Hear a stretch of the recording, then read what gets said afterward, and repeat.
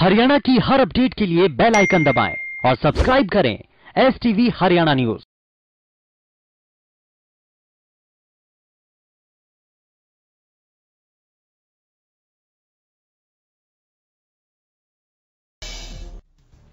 हरियाणा में गठबंधन सरकार का 1 साल पूरा होने पर सीएम मनोहर लाल ने सभी जिलों को सौगात दी। इस दौरान पंचकूला को सीएम मनोहर लाल और विधानसभा अध्यक्ष ज्ञानचंद गुप्ता ने 103 करोड़ से ज्यादा के 14 विकास परियोजनाओं का शिलान्यास और लोकार्पण कर जनता को समर्पित किया और 4 विकास परियोजनाओं का उद्घाटन, 10 परियोजनाओं का शिलान्यास किया। वहीं रेवाड़ी में भी सहकारिता मंत्री डॉक्टर बनवारी लाल और सीएम मनोहर लाल ने 10 परियोजनाओं का शिलान्यास और उद्घाटन किया। इसमें बिजली, पानी, ओवरब्रिज और स्कूलों की परियोजनाएं शामिल हैं। वहीं सहकारिता मंत्री डॉक्टर बनवारी लाल ने कहा कि चाहे वे शुगर मिल की बात हो या हैफेड की, ये सभी परियोजनाएं जल्द ही शुरू की जाएंगी। कृषि कानूनों को लेकर चल रहा विवाद कम होने का नाम नहीं ले रहा। इस बीच राहुल गांधी के पीएम मोदी पर दिए बयान पर प्रदेश के गृह मंत्री अनिल विज ने निशाना साधा। विज ने कहा कि मोदी जनता के नेता है और राहुल महलों के। विज ने आगे कहा कि उन्होंने अपनी जिंदगी देश के हालात खराब करने में लगाई है। ये कभी चाइना तो कभी पाकिस्तान के प्रवक्ता बन जाते हैं। तो वहीं सरकार के 1 साल के कार्यकाल पूरा होने पर विज ने कहा कि सरकार का 1 साल चुनौतियों और कठिनाइयों से भरा रहा। दक्षिण हरियाणा बिजली वितरण निगम प्रबंधन की ओर से डार्क जोन में 89 ट्यूबवेल कनेक्शन जारी करने के आरोप में टोहाना डिवीजन के 2 एसडीओ और 2 जेई सहित 8 अधिकारियों और कर्मचारियों को निलंबित कर दिया गया। खबरों के मुताबिक टोहाना डिवीजन में भूजल स्तर काफी नीचे है। इस खंड को सरकार ने डार्क जोन में रखा है, जहां पर बिजली निगम ट्यूबवेल कनेक्शन जारी नहीं कर सकता।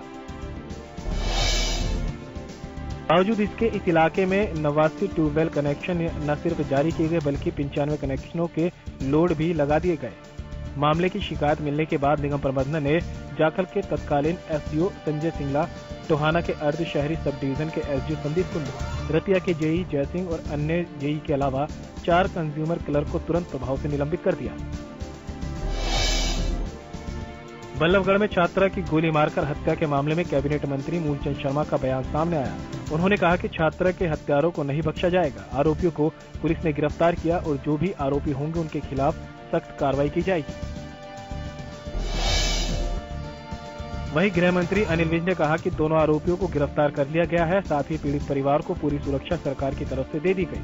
हरियाणा में किसी की दबंगई नहीं चलने दी जाएगी और दबंगई करने की कोशिश करेगा तो जो उसको किसी भी कीमत में बर्दाश्त नहीं किया जाएगा। इस दौरान अनिल विज ने यह भी कहा कि प्रदेश में अपराध रोकने के लिए पूरी तरह से तैयारी की जा रही है, जिसका नतीजा है कि घटना के आरोपियों को महज 24 घंटे में ही पकड़ लिया गया।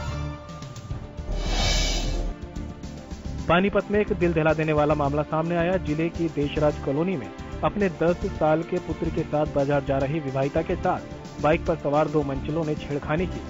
महिला के विरोध करने पर मंचलों ने उसके चेहरे पर एसिड फेंक दिया। एसिड गिरते ही महिला गंभीर रूप से घायल हो गई और जमीन पर गिर पड़ी। एसिड अटैक करने वाले मंचले घटना को अंजाम देने के बाद फरार हो गए।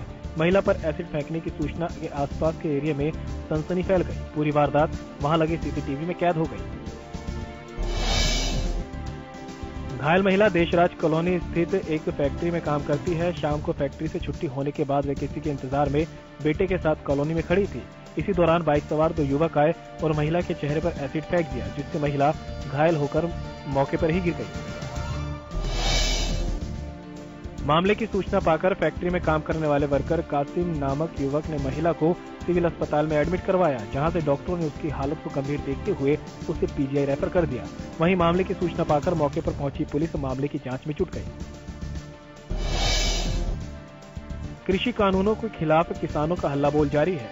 इसे लेकर मंगलवार को सिरसा में किसानों ने बीजेपी सांसद सुनीता दुग्गल को काले झंडे दिखाए, सरकार के खिलाफ जमकर नारेबाजी की। दरअसल सांसद सुनीता दुग्गल करोड़ों रुपए की परियोजनाओं का उद्घाटन और शिलान्यास करने सिरसा पहुंची थी, जहां लघु सचिवालय के सरल केंद्र में कार्यक्रम का आयोजन किया गया था। लेकिन सिरसा पहुंचते ही सांसद को किसानों के रोष का सामना करना पड़ा। यमुनानगर के शहीद भगत सिंह चौक पर बड़े फर्जीवाड़े का मामला सामने आया। दरअसल लॉकडाउन से पहले तहसीलदार की मदद से कुछ लोगों ने मैन बाजार की 27 दुकानों को फर्जी तरीके से बेच दिया था, जिसको लेकर आज तहसीलदार समेत 18 लोगों पर धोखाधड़ी का मामला दर्ज किया गया। प्रदेश सरकार के भ्रष्टाचार पर जीरो टॉलरेंस की नीतियों पर उनके ही अधिकारी पलीता लगाने में लगे हैं। ताजा मामला घोला चीका का है, जहां ठेकेदार ने नगर पालिका सचिव पर 2 लाख रुपए की रिश्वत मांगने का आरोप लगाया। सिरसा सागर लेबर एंड कंस्ट्रक्शन सोसाइटी के ठेकेदार गुरुशरण ने नगर पालिका सचिव के खिलाफ डीएसपी को शिकायत दी है कि रिश्वत न दिए जाने पर सचिव ने पेमेंट रोकने और उन्हें आर्थिक नुकसान पहुंचाने की धमकी दी। डीएसपी किशोरी लाल ने इस मामले में कहा कि शिकायत की जांच की जाएगी। त्योहारों के सीजन में सीएम फ्लाइंग की टीम पूरी तरह से एक्शन में है। नियमों का उल्लंघन करने वाले लोगों पर टीम ताबड़तोड़ फायरिंग कर रही है। इसी कड़ी में दिल्ली से सामान ला रही 7 गाड़ियों को पकड़ा गया। टीम को आशंका है कि ये लोग जीएसटी की चोरी कर रहे हैं। सीएम फ्लाइंग की टीम ने शक के आधार पर दिल्ली के नए बाजार से राशन का सामान लेकर हरियाणा के रोहतक, हिसार और सिरसा समेत कई अन्य जगहों पर जाने वाली 7 गाड़ियों को अपने कब्जे में लिया। सीएम फ्लाइंग की टीम ने मौके पर ही गाड़ियों के कागजात और सामान के बिल अपने कब्जे में लिए। बाद में सभी गाड़ियों को बहादुरगढ़ के आबकारी एवं कराधान विभाग के कार्यालय में लाया गया, जहां सामान के बिल के साथ सामान का मिलान किया जाएगा।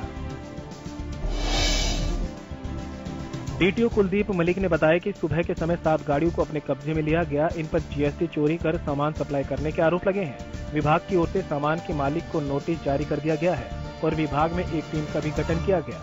ये टीम सामान के असल मूल्य और बिल में दिए गए मूल्यों का मिलान करेगी। अंबाला कैंट से साहा तक 4 लाइन बनाने का काम चल रहा है, जिसको लेकर पुलिया फिर से बनाई जा रही है, जिसके लिए नाले के पानी को रोक दिया गया, जिसके कारण नाले का पानी ओवरफ्लो होने के साथ ही बनी क्रिश्चियन कब्रिस्तान में जा पहुंचा, जिसके कारण वहां शव को दफनाने वाले लोगों को भारी परेशानी का सामना करना पड़ रहा है। इसी के चलते चर्च के पदाधिकारी इसकी शिकायत लेकर नगर परिषद में पहुंचे। मामला संज्ञान में आते ही नगर परिषद ने नाले के पानी की निकासी के लिए पाइपलाइन लगाकर पानी को निकालना शुरू कर दिया और जल्द ही लोगों को इस असुविधा से निजात मिल जाएगी। फतेहाबाद में सोमवार को 58 जगहों पर किसानों के द्वारा धान की पराली में आग लगाई गई, जिसके बाद आज शाम तक कृषि विभाग के द्वारा इन किसानों पर केस दर्ज करने की बात कही जा रही है। वहीं कृषि विभाग के द्वारा अब तक 116 किसानों के खिलाफ धान की पराली में आग लगाने को लेकर केस दर्ज करवाया जा चुका है। कृषि विभाग के आंकड़ों की माने तो फतेहाबाद जिले में 3 लाख एकड़ जमीन पर धान की बिजाई की गई। इसमें से 30% फसल की कटाई हो चुकी है और बाकी की कटाई चल रही है। कृषि विभाग के द्वारा हर सेक के आंकड़ों के अनुसार पराली जलाने की जगह वेरिफिकेशन कर मामले दर्ज करवाए जा रहे हैं। रादौर में चोरों के हौसले बुलंद है। देर रात चोरों ने पावर हाउस के पास स्थित एक आयरन स्टोर की दुकान पर चोरी की घटना को अंजाम दिया। चोर 1.5 लाख कीमत की फाइबर शीट सहित पिकअप चोरी कर फरार हो गए। बालाजी आयरन स्टोर के मालिक साहिल रहेजा ने बताया कि चोरी की इस घटना से उन्हें करीब 5 से 6 लाख रुपए का नुकसान हुआ। वहीं सूचना पाकर मौके पर पहुंची पुलिस ने मौके का मुआयना किया। जांच अधिकारी निर्मल सिंह ने बताया कि आसपास के सीसीटीवी की जांच की जा रही है, जिसके बाद मामले में उचित कार्रवाई की जाएगी। सोनीपत जिले के मनौली गांव में देर रात चोरों ने एक निजी बैंक के एटीएम को अपना निशाना बना डाला। चोरों ने एटीएम लूटने के बाद उसमें आग लगा दी। एटीएम लूट की वारदात सीसीटीवी में कैद हो गई। एटीएम में कितना कैश था अभी तक पता नहीं चला। फिलहाल पुलिस मामले की जांच कर रही है।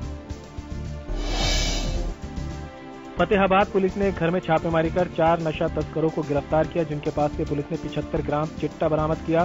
दरअसल मोहल्ला वासियों की शिकायत पर पुलिस ने घर में रेड करके बेटी, बेटा और सप्लायर के साथ एक महिला को गिरफ्तार किया। पुलिस सभी आरोपियों से पूछताछ में जुट गई है।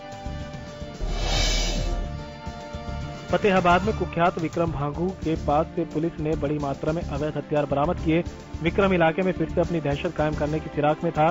डीएसपी अजय सिंह ने जानकारी देते हुए बताया कि 18 अक्टूबर को जिला पुलिस ने विक्रम को नशे की तस्करी करने के आरोप में काबू किया था। उस समय उसके पास से 1 किलो अफीम और 1 अवैध पिस्टल, 1 मैगजीन सहित 14 कारतूस बरामद किए गए थे। सीएम मनोहर लाल ने मंगलवार को हिसार से वीडियो कॉन्फ्रेंसिंग के माध्यम से धर्मनगरी कुरुक्षेत्र को 62 करोड़ रुपए के विकास कार्यों की सौगात देते हुए 5 परियोजनाओं का लोकार्पण, 1 परियोजना का शिलान्यास किया, जिसके लिए सांसद नायब सिंह सैनी ने सीएम का आभार जताया। सांसद नायब सिंह सैनी ने मीडिया से बातचीत में कहा कि बीजेपी सरकार की सोच है कि विकास की गति को आगे बढ़ाया जाए और लोगों को जिन चीजों की जरूरत है उन्हें उपलब्ध कराया जाए। टोहाना पहुंचे पूर्व केंद्रीय मंत्री चौधरी बीरेंद्र सिंह ने बड़ौदा उपचुनाव को लेकर पूर्व सीएम हुड्डा पर कटाक्ष करते हुए कहा कि हुड्डा ने विकास के नाम पर वोट लिए, लेकिन आज तक कोई विकास नहीं किया। कांग्रेस के नेताओं ने ही कांग्रेस को गिराने का काम किया है। बड़ौदा उपचुनाव को लेकर लगातार प्रचार कर रहे कांग्रेस के पूर्व मुख्यमंत्री भूपेंद्र सिंह हुड्डा ने जमकर बीजेपी पर निशाना साधा। हुड्डा ने कहा कि प्रदेश में बढ़ रही आपराधिक घटनाओं से जनता में भय का माहौल है और सरकार चैन की नींद सो रही है। प्रदेश में रोज हो रही हत्या, रेप, चोरी, लूट और डकैती घटनाओं को देखकर लगता है कि अपराधियों के हौसले बुलंद हैं। कल फरीदाबाद और पानीपत में हुई खौफनाक घटनाओं को देखकर लगता है कि प्रदेश में कोई सरकार ही नहीं है। बड़ौदा उपचुनाव में सभी पार्टियां अपनी अपने उम्मीदवारों की जीत के लिए दिन रात चुनाव प्रचार करते हुए नजर आ रही है। इसी कड़ी में विधायक कुलदीप बिश्नोई और पूर्व सांसद धर्मपाल मलिक ने गांव मुडलाना में चुनावी सभा को संबोधित किया। इस दौरान विधायक बिश्नोई ने बीजेपी पर निशाना साधते हुए गंभीर आरोप लगाए। कुलदीप बिश्नोई ने कहा कि बीजेपी बिना काम किए ही वोट लेना चाहती है। साथ ही उन्होंने कहा कि कांग्रेस ने हमेशा हर वर्ग के लिए काम किया है। मौजूदा सरकार को किसान मजदूर विरोधी सरकार बताते हुए उन्होंने बड़ौदा उपचुनाव में कांग्रेस उम्मीदवार के पक्ष में वोट करने की अपील की। नांगल चौधरी में दिल्ली के साथ ही अब ग्रामीण क्षेत्रों में भी हवा में जहर घुलना शुरू हो गया है। लोगों की मुश्किलें बढ़ने लग गई हैं। दिल्ली में पराली का धुआं तो नांगल चौधरी के क्षेत्र में क्रैशरों की धूल मिट्टी से लोगों का जीना मुहाल हो गया है। लोगों को सांस लेने में तकलीफ हो रही है। इसके साथ ही आंखों में जलन की परेशानी भी शुरू हो गई है। भिवानी में मंगलवार को सर्व कर्मचारी संघ के बैनर तले कार्यक्रम का आयोजित किया गया। इस दौरान कर्मचारी नेताओं ने कहा कि सरकार चुनाव से पहले नौकरियां देने का वायदा करती है, लेकिन अब निजीकरण की ओर अपने कदम बढ़ा रही है। सरकार की इसी कर्मचारी विरोधी नीतियों के विरोध में 26 नवंबर को देशव्यापी आंदोलन करने का उन्होंने ऐलान किया है। सर्व कर्मचारी संघ ने कहा कि सरकार की गलत नीतियों का जनता बड़ौदा उपचुनाव में जवाब देगी। यमुनानगर में नशे में चूर जेजेपी जिला अध्यक्ष अर्जुन सिंह के बेटे भूपेंद्र सिंह की दबंगई सामने आई है। शराब के नशे में धुत भूपेंद्र सिंह ने बूढ़िया थाना एसएचओ पर पिस्तौल तानकर धमकी दी। पूरे मामले का वीडियो वायरल हो रहा है। दरअसल बूढ़िया थाना पुलिस चेकिंग कर रही थी। इस दौरान एक ट्रैक्टर ट्रॉली को पुलिस ने रुकवाया। इसी दौरान जेजेपी जिला अध्यक्ष का बेटा भूपेंद्र सिंह मौके पर पहुंचा और उसने पुलिस पर पिस्तौल तान दी, जिसके बाद पुलिस ने सख्ती दिखाते हुए भूपेंद्र सिंह से पिस्तौल छीन ली। वायरल वीडियो में भूपेंद्र शराब के नशे में अभद्र भाषा का इस्तेमाल करता हुआ भी दिख रहा है। पूरे मामले को लेकर और बेटे की करतूत को लेकर जब जेजेपी जिला अध्यक्ष अर्जुन सिंह से बात की गई तो उनका कहना था कि बेटे ने परिस्थितियों को देखते हुए पिस्तौल निकाला था, जो कि लाइसेंसी है। पलवल में मंदी के दौरान दुकानदारों के पास अफसर बनकर एक टीम द्वारा हजारों रुपए की उगाही करने वाले 4 लोगों को गिरफ्तार किया गया है। आरोपियों ने 2 दुकानदारों को चालान का डर दिखाकर 8,000 रुपए ऐंठे थे। पुलिस ने पीड़ित दुकानदार की शिकायत पर आरोपियों के खिलाफ मामला दर्ज कर लिया है। पूरे मामले को लेकर दुकानदार शिवशंकर और प्रवीण ने बताया कि 26 अक्टूबर की दोपहर 4 व्यक्ति दुकान पर आए और अपने आप को फूड सप्लाई विभाग का बताया। इस दौरान वो खाद्य पदार्थों का सैंपल भरने लगे और चालान की बात कहकर हजारों रुपए उगाही की। मामले की जानकारी विधायक दीपक मंगला को दी और पुलिस अधीक्षक दीपक गहलावत के संज्ञान में लाया गया, जिसके बाद आरोपियों को काबू में किया गया। गुरुग्राम नगर निगम ने अतिक्रमण फैलाने वाले लोगों के खिलाफ एक विशेष अभियान चलाया है, जिसमें 6 टीमें गठित की गई हैं, जो समय समय पर गुरुग्राम में अतिक्रमण करने वालों के खिलाफ कार्रवाई करेगी। दिवाली सीजन में गुरुग्राम में जो भी अतिक्रमण करेगा उसका सामान जब्त किया जाएगा। इसके अलावा उनके खिलाफ एफआईआर दर्ज करने के भी आदेश दिए जाएंगे। फतेहाबाद में घर के बाहर खड़ी स्कॉर्पियो गाड़ी पर फायरिंग करने का मामला सामने आया है। सीसीटीवी में फायरिंग की घटना कैद हो गई है। घर के सामने बने प्लॉट की दीवार में छुपकर व्यक्ति ने पिस्तौल से स्कॉर्पियो गाड़ी पर फायरिंग की। गाड़ी के मालिक सुरेंद्र सिंह का कहना है कि कुछ दिन पहले पड़ोस में रहने वाले दबंगों ने ही उसके भाई की हत्या कर दी थी, जिसके बाद अब दबंगों की ओर से केस वापस लेने का लगातार दबाव बनाया जा रहा है। इसी के चलते परिवार को डराने के लिए फायरिंग की गई है। फिलहाल पुलिस को मामले की जानकारी दे दी गई है। परिवार के सदस्यों ने पुलिस से सुरक्षा की मांग की है। फतेहाबाद में हॉरर किलिंग का मामला सामने आया है। युवक ने फतेहाबाद की युवती से लव मैरिज की थी। युवक के परिजनों का आरोप है कि लड़के के ससुराल वालों ने उसे बुलाकर मार डाला, फिर घटना को हादसा दिखाने की कोशिश की। पुलिस ने 11 लोगों के खिलाफ मामला दर्ज किया है। युवक की पहचान हिसार के दयानंद कॉलोनी के रहने वाले निशान के रूप में की गई है। निशान ने फतेहाबाद जिले के नूर की अहली गांव की अनीता के साथ लव मैरिज की थी। 4 महीने से अनीता अपने मायके में ही रह रही थी। निशांत के भाई प्रिंस ने बताया कि अनीता के घर से उसकी मां की तबीयत खराब होने संबंधी फोन आया था। निशांत खुद उसे ससुराल छोड़ने आया था, लेकिन इसके बाद से उन्होंने उनकी पत्नी को दोबारा वापस भेजने से मना कर दिया। निशांत ने कई बार अनीता से मिलने की कोशिश की, लेकिन उसके घर वालों ने उसे मिलने नहीं दिया, यहाँ तक कि उसका फोन भी बंद करा दिया। शनिवार को सुबह निशांत के पास अनीता का फोन आया। उसने कहा कि उसे लेने आ जाए, फिर बीच में ही उसका फोन बंद आने लगा। रात 10:30 बजे अनीता के परिजनों का फोन आया कि निशांत की गाड़ी का घर के बाहर एक्सीडेंट हो गया है और उसकी मौत हो गई है। शव को नागरिक अस्पताल से लेकर आए हैं। फतेहाबाद के गांव बोस्ती में पुलिस ने 2 नशा तस्करों को गिरफ्तार किया है और उनके पास से 39,960 नशीली गोलियां बरामद की गई हैं।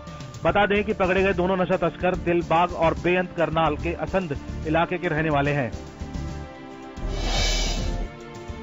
दरअसल पुलिस ने नाकेबंदी के दौरान जब गाड़ी की चेकिंग की तो उनके कब्जे से नशीली गोलियां बरामद हुई। पकड़ी गई नशीली गोलियों की कीमत करीब 8 लाख रुपए बताई जा रही है। फिलहाल पुलिस ने दोनों के खिलाफ NDPS एक्ट के तहत मामला दर्ज कर लिया है और कोर्ट में पेश किया गया है। पलवल की अनाज मंडी में 35 वर्षीय ट्रक चालक की पीट-पीटकर हत्या करने के मामले में 4 आरोपियों को पुलिस ने गिरफ्तार कर लिया है। चारों आरोपियों को अदालत में पेश कर 1 दिन की पुलिस रिमांड पर भेजा गया है।